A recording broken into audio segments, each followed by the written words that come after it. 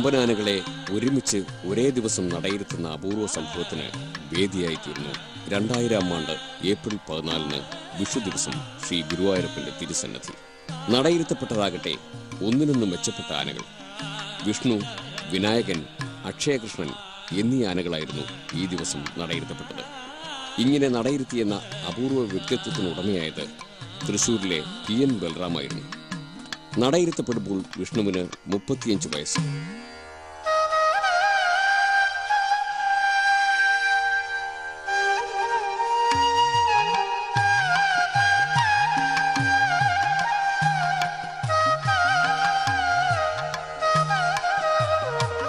ഗുണഗണങ്ങൾ ഏറെയുണ്ട് വിഷ്ണുവിന്.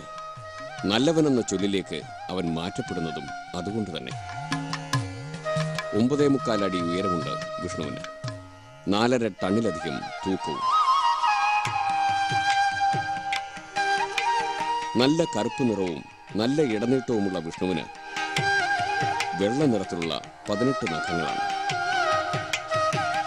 വളവോ ചരിവോ ഒന്നുമില്ല നട്ടലിന്. ഭംഗിയുള്ള ആരൻ കൊമ്പുകൾ. ഒറ്റ നോട്ടത്തിൽ ഇവയുടെ ഉയർച്ച താഴ്ചകൾ മനസ്സിലാവില്ല. അത്രയും വടിവത്ത കൊമ്പുകൾ സൂക്ഷ്മമായ നിരീക്ഷണത്തിൽ അറിയുന്നു ഇടതുകൊമ്പിന് അല്പം ഉയർച്ച.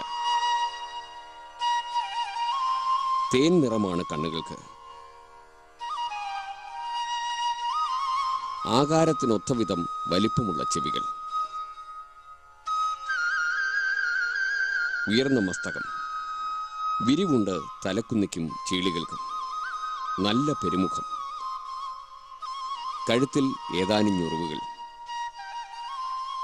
മേലെണ്ണാക്കിലോ തുമ്പിക്കയിലോ കറുത്ത പാടുകളില്ല. ഇതൊക്കെയായാലും ന്യൂനതകളും ഇല്ലാതില്ല. കണക്ക് പാണ്ടുണ്ട്.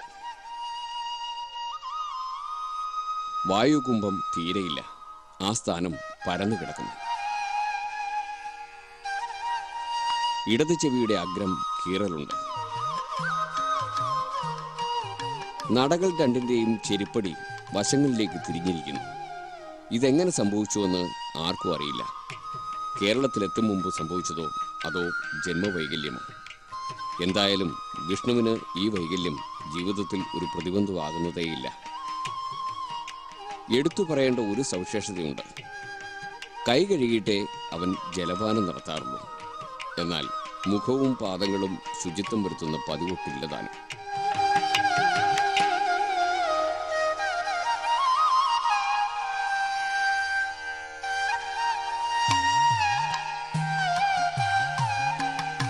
കെട്ടുന്തറിയില് ആ വൃത്തികേട് തന്നെ. അത് തട്ടി കളിച്ച് എണ്ണത്തിലൊക്കെ കിടന്നു പറഞ്ഞിട്ട് അങ്ങനെ ഇട്ടു.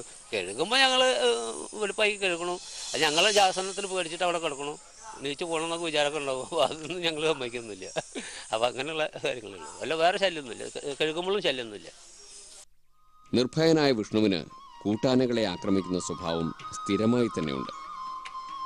പ്രത്യേകിച്ച് കോള് സമയത്ത്. ഈ സമയം അകലം മാറ്റിക്കൊണ്ടു പോകണം മറ്റാനകളെ. 45 ദിവസം കഴിഞ്ഞിട്ടാണ് ആന നിർണയിച്ചെന്ന് പറഞ്ഞല്ലേ. അപ്പോൾ ആനയെ കാക്കണം എന്നുള്ള തുണക്കാരനോട് പറഞ്ഞിരുന്നു. തുണക്കാരൻ അത് ആനയെ കാത്തില്ല. അത് സാരില്ല എന്ന് വിചാരിച്ചു. ആന മറ്റേ അച്യുതനാനൻ്റെ പിന്നാലെ കൂടി. അതെന്താ കാരണം? അച്ഛാ ആനോടുള്ള വൈരാഗ്യം കൊണ്ട്. അത് മറ്റു ആനകളെ കാണുമ്പോൾ അതങ്ങനെ തോന്നുന്നു. അത് തോന്നുന്നതാണ്. അല്ലാതെ പ്രത്യേക ഇതൊന്നുമില്ല. എന്നാൽ ആനക്കാരനോടില്ല. ആനക്കാരനോട് യാതൊരു ഇല്ല. എന്നിട്ട് കോലിനിടിച്ചു. കോലിനിടിച്ചപ്പോൾ ആന പിന്നെ ആനക്കാരനെ ഓടിച്ചു പോന്നു.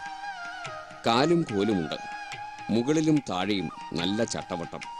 3 പേർക്ക് ഒരുപോലെ ചട്ടമാകുന്നവനാണ് വിഷ്ണു.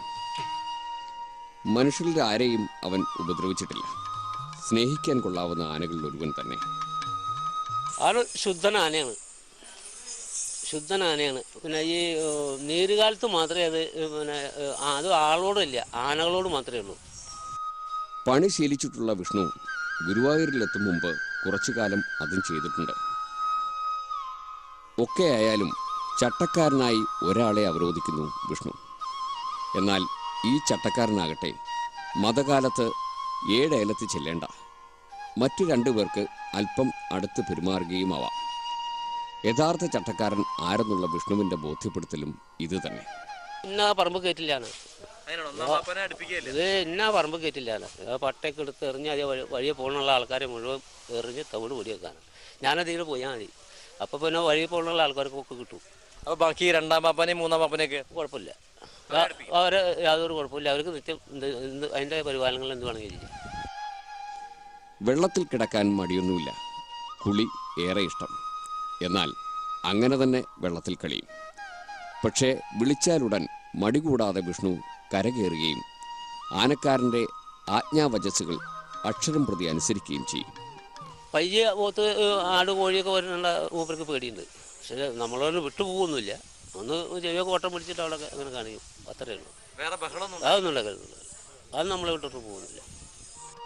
വഴി നടക്കാനും മറ്റും വിഷമവുമില്ല. മുകളിലും താഴെയും ആനക്കാരന് യാതൊരു പ്രശ്നവുമില്ല. തനിക്കുള്ള ഒരു നേരത്തെ പട്ടയം താങ്ങി വിഷ്ണു നടന്നുകൊള്ളും എത്ര വേണമെങ്കിലും.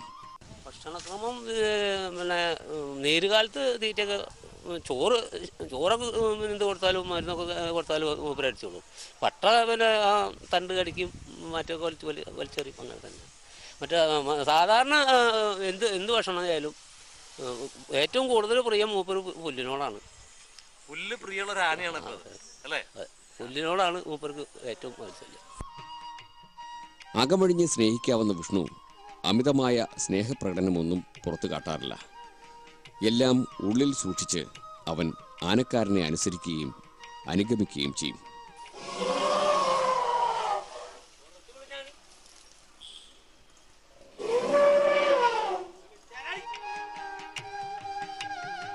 ധാരാളം എഴുന്നള്ളിപ്പുകൾ വിഷ്ണുവിനെ തേടിയെത്താറുണ്ട്. സീസൺ മുഴുവൻ എഴുന്നള്ളിപ്പെടുക്കാം. 2500 രൂപയാണ് വിഷ്ണുവിൻ്റെ ഏക്കം. 40-നും 45-നും ഇടയ്ക്കുള്ള എഴുന്നള്ളിപ്പുകൾ വർഷം തോറും വിഷ്ണുവിന് കിട്ടുന്നുണ്ട്. ഞങ്ങൾ പിന്നെ ഈ വടകര, തലശ്ശേരി, വടകര അങ്ങനെയുള്ള സ്ഥലങ്ങളിൽ പോയിട്ട് പിന്നെ ഞാൻ കൊല്ലം വരെ പോയിട്ടുണ്ട്. പിന്നെ ഈ തൃശ്ശൂർ, അങ്ങനെയുള്ള പാലക്കാട് അങ്ങനെയുള്ള സ്ഥലങ്ങളിലൊക്കെ ഒരുപാട് എഴുന്നള്ളിപ്പുണ്ട്. വിഷ്ണു ദേവസ്വത്തിൽ നടയിരുത്തപ്പെട്ട കാലം മുതൽ കോതച്ചിച്ചിറയിലെ കെ മാധവൻ ആനയുടെ ചട്ടക്കാരനായി നിയോഗിക്കപ്പെടുകയായിരുന്നു. കൂടെ മറ്റു രണ്ടുപേരും. വിഷ്ണാനെന്ന് പറഞ്ഞാൽ അഴിച്ചെടുത്ത് ഒരു മാസം കാത്താൽ പിന്നെ വിഷ്ണാനെ മൂന്നാൾക്കും തുല്യമാണ്. അങ്ങനെ ചട്ടക്കാരൻ, ആനയ്ക്ക് അറിയാൻ ചട്ടക്കാരൻ എന്നുള്ളത് അറിയും. പിന്നെ എന്നാലും മൂന്നാൾക്കും ഒരു വലി കൈകാര്യം ചെയ്യാം. ശാരീരികമായി മറ്റ് അസ്വസ്ഥതകളൊന്നുമില്ലാതെ പൂർണ്ണ ആരോഗ്യത്തോടെ ദേവസ്വത്തിൻ്റെ പുന്നത്തൂർ ആനത്താവളത്തിൽ വിഷ്ണു കഴിയുന്നു.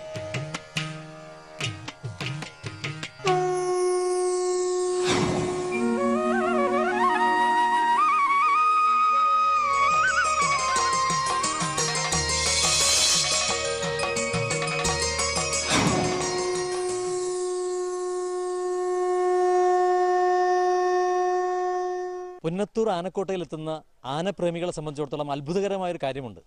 ഇവിടെ കേൾക്കുന്ന പല വാക്കുകളും അവർക്ക് മനസ്സിലാകുന്നേയില്ല.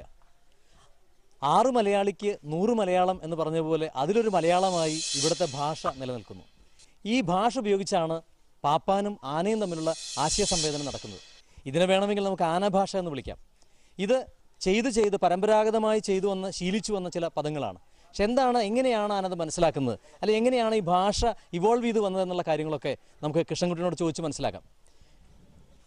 കൃഷ്ണൻകുട്ടി ചേട്ടാ, ഇവിടെ എത്തുന്ന ആളുകളെ സംബന്ധിച്ചിടത്തോളം വളരെ അത്ഭുതകരമായിട്ടുള്ള കാര്യം, കേൾക്കുന്ന പല വാക്കുകളും മനസ്സിലാകുന്നില്ല. പക്ഷെ ആന വളരെ കൃത്യമായി ഇത് മനസ്സിലാക്കുകയും അനുസരിക്കുകയും ചെയ്യുന്നുണ്ട്. എങ്ങനെയാണ് ആന ഈ ഭാഷ മനസ്സിലാക്കിയെടുക്കുന്നത്?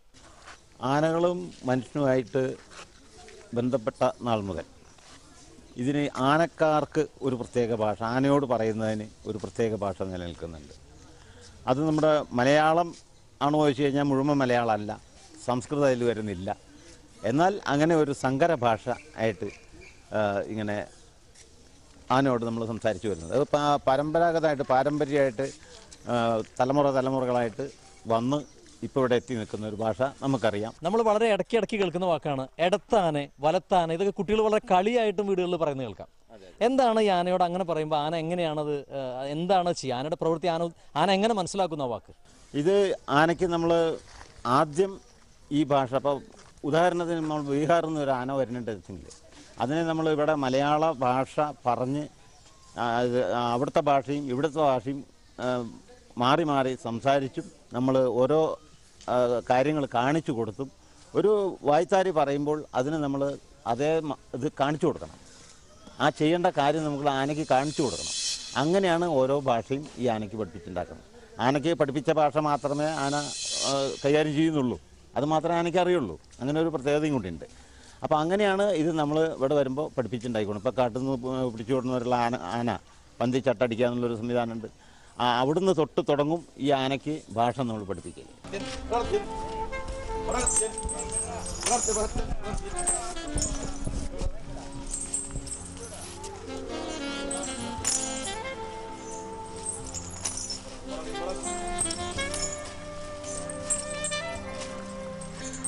നടയാന എന്ന് പറഞ്ഞു കഴിഞ്ഞാൽ മുന്നോട്ട് കയറി പോകാൻ പറയുന്ന ഒരു വാക്കാണ്. ഇടത്താന എന്ന് പറയുമ്പോൾ ആന ഇടത്തു വശത്തേക്ക് തിരിയണം. അത് ഇടത്തു വശത്തേക്ക് ആന തിരിഞ്ഞിരിക്കും. അതുമാതിരി വലത്താന എന്ന് പറയുമ്പോൾ വലത്തു ഭാഗത്തേക്ക് ആന മൂവ് ചെയ്യും.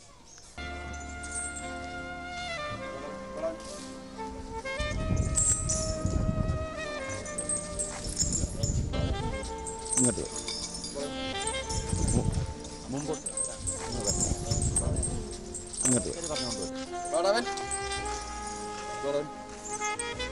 അതുപോലെ കൃഷ്ണൻകുട്ടിയേട്ട ചില വാക്കുകൾ നമ്മുടെ കേട്ടു, പീരാനൈ, അതുപോലെ തന്നെ ഊന്നാനൈ, എടയാനൈ എന്നൊക്കെ. എന്താണ് ഈ എടയാനല്ല, എടാനെ എന്നാണ്. എടാനൈ എന്നാണ്. എടാന എന്നാണ്. എടാന എന്ന് പറഞ്ഞു കഴിഞ്ഞാൽ ഇപ്പോൾ പട്ട, മറ്റ് എന്തെങ്കിലും എടുത്ത് പൊക്കേണ്ട എന്തെങ്കിലും സാധനങ്ങൾ കാണിച്ചു കൊടുത്തിട്ട് ആനയ്ക്ക് നമ്മൾ അങ്ങനെ കാണിച്ച് ആംഗ്യം വേണമെന്ന് ഞാൻ മുന്നേ പറഞ്ഞു. ആംഗ്യത്തോട് കൂടിയിട്ട് നമ്മൾ ആ വായ്ത്താരി പറയുകയാണ്. അപ്പോൾ എടാനൈ എന്ന് പറയുമ്പോൾ ആന ആ സാധനം എടുക്കും, കൈക്കെടുക്കും. കൊമ്പനാനയാണെന്ന് വെച്ചാൽ അത് വലിയ സാധനമാണെന്ന് വെച്ചാൽ കൊമ്പത്ത് താങ്ങും. അതിനുള്ള ഒരു എടാന എന്ന് ഒന്നൊരു അധികം തവണ നമ്മൾ പറയുമ്പോൾ ആന അത് ചെയ്തിരിക്കും.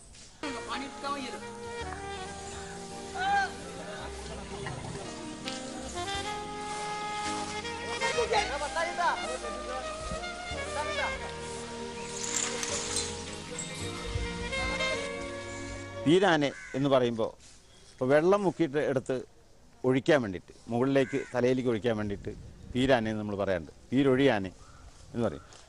പീരാനെ എന്ന് മാത്രം പറയുകയാണെന്ന് വെച്ചാൽ പീര പിടിക്കുക എന്നർത്ഥം, ഉയർത്തി കൈ ഇങ്ങനെ പൊക്കി പിടിക്കുക എന്നർത്ഥം. അത് ആന ചെയ്തിരിക്കും.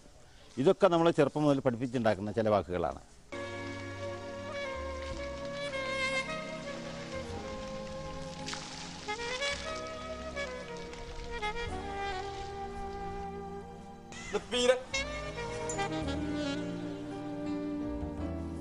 സെറ്റാനെ, സെറ്റ് ഊന്നാനെ. സെറ്റ് എന്ന് പറഞ്ഞു കഴിഞ്ഞാൽ സെറ്റാനെ എന്നാണ് അതിൻ്റെ, സെറ്റാനെ എന്നാണ് അത് പറയണത്. അപ്പോൾ അത് പറഞ്ഞു കഴിഞ്ഞാൽ ആന പിറകോട്ട് നിൽക്കുക എന്നുള്ള അർത്ഥമുണ്ട്. അതാണ് ആനയെ പഠിപ്പിച്ചിട്ടുള്ളത്. അത് എന്നോ പണ്ടോ ആരോ തുടങ്ങി വെച്ചിട്ടുള്ള ആ ഭാഷ ആണ് ഇപ്പോഴും അത് ചെയ്യുന്നുണ്ട്. അത് അതേപോലെ പറഞ്ഞു കഴിഞ്ഞാൽ ആന അതുമാതിരി ചെയ്യും. പിറകോട്ട് നിൽക്കാൻ, പിറകോട്ട് മാറി നിൽക്കാൻ ആന അത് ചെയ്തിരിക്കും.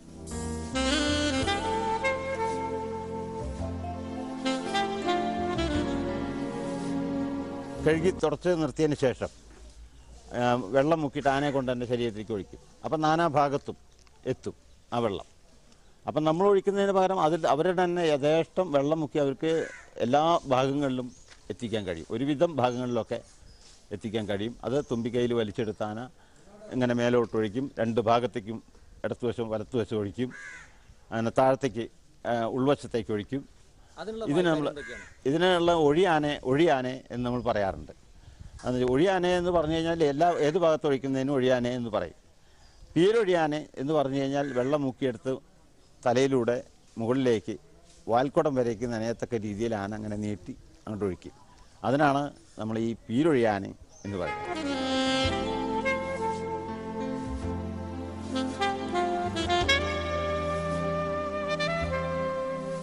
പല്ല് ഒന്ന് കാണണം. പീരാനെ എന്ന് പറഞ്ഞു കഴിഞ്ഞാൽ ആന ഇങ്ങനെ കൈ പൊക്കുമ്പോൾ നമ്മളെ വായ കാണും, ആനയുടെ പല്ല് കാണും. ഒക്കെ ചെയ്യുന്നൊരു പണിയാണ്. പിന്നെ നമ്മൾ ഭക്ഷണം കൊടുക്കുമ്പോൾ, ഉരുള ചോറ് കൊടുക്കുമ്പോൾ ആന കൂട്ടാക്കാതെ അങ്ങനെ നിൽക്കുകയാണെന്ന് വെച്ചെങ്കിൽ അപ്പോൾ ഒന്ന് നമ്മുടെ ശാസനാരൂപം പീരാനെ എന്ന് പറയും. പീരാനെ എന്ന് പറഞ്ഞു കഴിഞ്ഞാൽ നഗത്യാനെ, പീരാനെ എന്നൊക്കെ പറയുമ്പോൾ പീരാനെ എന്ന് പറഞ്ഞു കഴിഞ്ഞാൽ ആന കൈ പൊക്കും. നഗത്യാനെ പറഞ്ഞു കഴിഞ്ഞാൽ ആന അങ്ങനെ ഒന്ന് തല ഉയർത്തും. ഇതൊക്കെയാണ് ആ ഭാഷയുടെ.